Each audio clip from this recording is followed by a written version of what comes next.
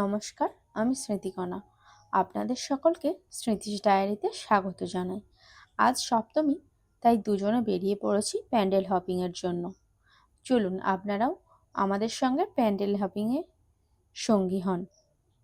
এই যে আমরা প্রথমেই চলে এলাম ফুলেশ্বরের কোটালঘাটা ঐক্য সম্মেলনী ক্লাবের প্যান্ডেলে দেবী দর্শন করতে। এখানে প্যান্ডেলটি খুব সুন্দরভাবে সুসজ্জিত হয়েছে। কুলো, চায়ের ভাঁড়, যাকে বলা যায় পরিবেশ বান্ধব প্যান্ডেল। এখানে দেবী মূর্তিও খুব সুন্দর হয়েছে। তারপর আমরা অন্য প্যান্ডেল হপিংয়ের জন্য আবার রওনা দিলাম। পথে কত মানুষের ভিড়, সবাই এই উৎসবের আনন্দে মেতে উঠেছে। তারপর আমরা চলে এলাম ফুলেশ্বর স্টেশনের বিপরীতে ভারত মাতা সংঘের প্যান্ডেল। এখানে আমরা দেখতে পাচ্ছি গ্রাম বাংলাকে সুন্দরভাবে ফুটিয়ে তোলার চেষ্টা করা হয়েছে। যেমন খড়ের চাল, তারপর ধানের গোলা, গরুর গাড়ি। এখানে প্যান্ডেলটিও কুলো দিয়ে সুসজ্জিত করা হয়েছে। তারপর এখানে রয়েছে মাটির বাড়ি, যা আলপনায় ভরিয়ে তুলেছে।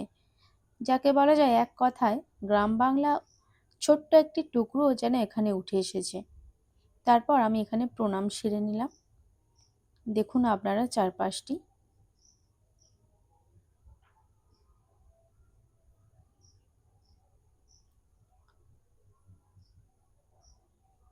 খুব ভালো লাগছে, তাই না? এরপর ওখান থেকে বেরিয়ে আমরা চলে গেলাম উলুবেড়িয়ার আরেকটি প্যান্ডেল দেখতে। এখানের প্যান্ডেলটি আমরা দেখতে পাচ্ছি দক্ষিণেশ্বরের কালী মন্দিরের আদলে সুসজ্জিত হয়েছে। চলুন আপনারাও আমাদের সঙ্গে দেখবেন।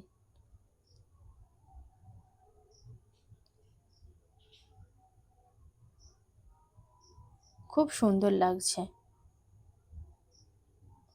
ওখান থেকে বেরিয়ে আমরা চলে এলাম উলুবেড়িয়া নৌনা অ্যাথলেটিক ক্লাবে। এখানে আমরা দেখতে পাচ্ছি সময়চক্রকে তুলে ধরা হয়েছে। দেখুন আপনারা, প্রতিমাটিও খুব সুন্দর হয়েছে আর চারপাশে সাজানোটিও খুব সুন্দর হয়েছে। এরপর চলে এলাম উলুবেড়িয়া পৌরসভার পাশে রূপান্তর ক্লাবের তৈরি প্যান্ডেল, যেটি তিব্বতীয় মঠের আদলে তৈরি। এরপর প্যান্ডেল হপিংয়ের পর চলে এলাম স্পাইস ক্রাফট নামক রেস্টুরেন্টে।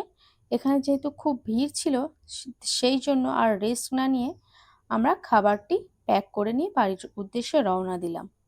আপনারাও পুজোটা কেমনভাবে কি কাটালেন তা অবশ্যই জানাবেন। আজকের ভিডিওটি এই পর্যন্ত। আপনাদের ভালো লাগলে অবশ্যই লাইক, কমেন্ট, শেয়ার, সাবস্ক্রাইব করে পাশে থাকবেন। সুস্থ থাকবেন। অসংখ্য ধন্যবাদ।